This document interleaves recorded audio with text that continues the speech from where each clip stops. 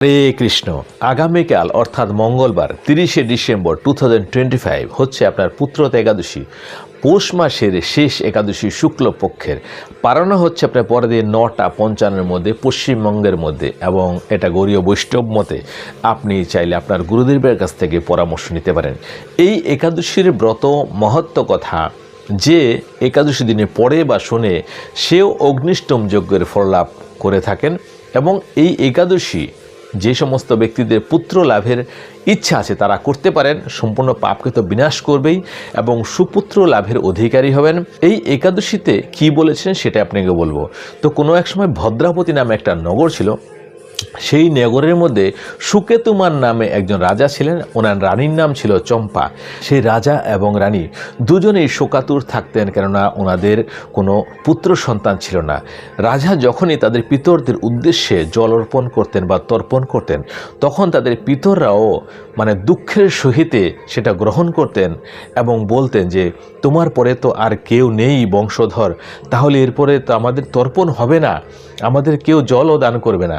তো সেই জন্য পিতররাও দুঃখ অনুভব করত এবং সেটা রাজা অনুভব করেছে। সেজন্য রাজা একদিন সে রাজ্য ছেড়ে কাউকে না বলে চলে গেছে একটা গভীর বনের মধ্যে যাচ্ছে, নানা রকম শোভা দেখছে, ময়ূর দেখছেন, হরিণ দেখছেন, পেঁচার ডাক শুনছেন, শিয়ালের ডাক শুনছেন।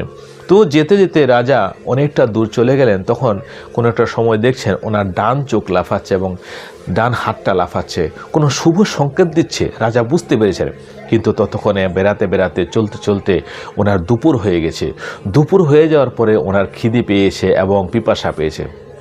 এবার রাজা একটু জল খুঁজতে একটা জলাশয় দেখতে পেলেন। সেই জলাশয়ের ধারে গেলেন, গিয়ে দেখছেন যে কিছু সেখানে আশ্রম আছে এবং সেই আশ্রমের সামনেই কিছু মুনি সেই জলাশয়ের ধারে, সরোবরের ধারে বসে বেদ পাঠ করছেন। এটা দেখে রাজা একটু অবাক হলেন এবং তখন ঘোড়া থেকে নিচে নামলেন। নেমে সেই সমস্ত মুনিদের চরণের মধ্যে গিয়ে এক একজন করে সাষ্টাঙ্গ প্রণাম করলেন। কে আর এখানে কেন আপনারা একত্রিত হয়েছেন এতগুলো সাধু ব্যক্তি? তো মুনিরা বলেন, আমরা বিশ্বদেব নামেই পরিচিত। আজকে হচ্ছে পুত্রতা একাদশী, পৌষ মাসে শুক্লপক্ষের যে একাদশী, সেই একাদশীর দিন আজকের দিনটা একটা মহান দিন। যদি কেউ পুত্র কামনার জন্য এই একাদশীটা পালন করে এবং ভগবান শ্রীনারায়ণকে পুজো করেন, কেননা এই একাদশীর ব্রতের অধিদেবতাই হচ্ছে ভগবান শ্রীনারায়ণ, তাহলে সে পুত্র লাভ তো করবে এবং অবশেষেও স্বর্গগামী হবে। এবং আমরাও সেটা পালন করছি। আর এই আজ থেকে 5 দিন পরে মাঘ স্নান শুরু হবে, সেজন্যই আমরা এখানে একত্রিত হয়েছি। এই কথা বলার পরে রাজা সেই মুনিদের বলছেন, তাহলে আমাকে পুত্র সন্তান প্রদান করুন। তখন বলছেন, রাজন, তুমি খুব শুভক্ষণে এসেছো, আজকের দিনটা তাহলে তুমি একাদশী ব্রতটাই পালন করো। রাজা তখন সেই সমস্ত মুনিদের সাথে থেকে সেখানে একাদশীর দিনটা পালন করলেন। পরের দিন দ্বাদশীর দিন উনি পালনা করলেন। তারপরে সমস্ত মুনিদের চরণে আবার মাথা নত করে প্রণাম করে উনি রাজ্যে ফিরলেন। রাজ্যে ফেরার কিছুদিন পরে রানী গর্ভবতী হলেন এবং কিছুদিন পরে রানী গর্ভবতী হলেন এবং একটা সুসন্তান এবং পুণ্যবানের সন্তানের জন্ম দিলেন। তারপরে যখন সেই পুত্র বড় হলো, দায়িত্ব নিল, তখন রাজা সমস্ত দায়ভার তার পুত্রের কাঁধে দিল এবং নিজে স্বর্গগামী হয়ে গেলেন। তো এই ছিল সেই একাদশীর ব্রত মাহাত্ম্য কথা।